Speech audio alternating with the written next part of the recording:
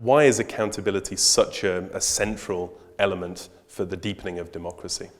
Well, it's key, of course. It's a major part of how we conceive democracy.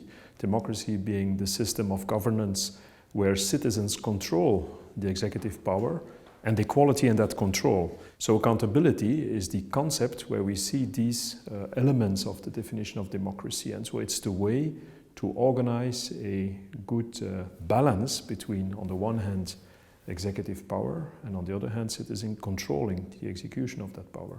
You know, what really matters for democracy in an institution and in a country, that is the link between the citizens and the state, and the strengths of these links.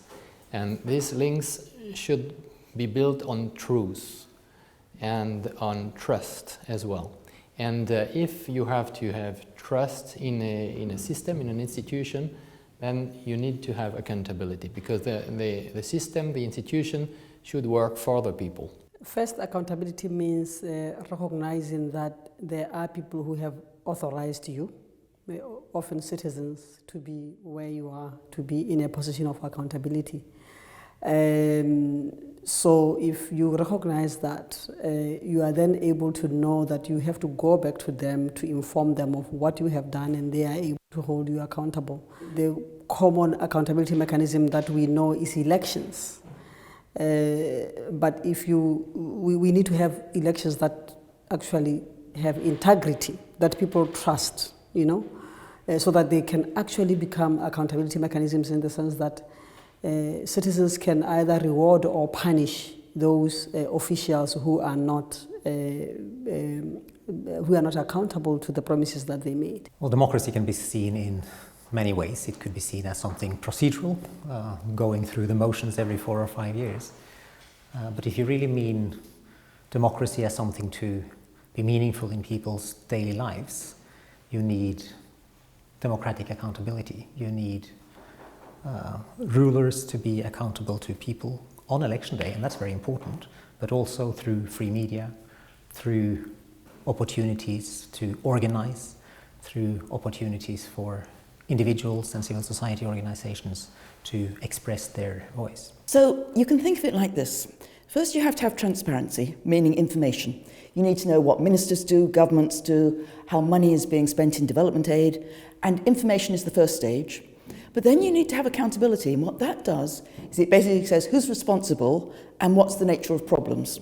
So if something goes wrong, for example in an election, if there's fraud, if there's vote buying, you can say, was it the electoral management body, was it politicians?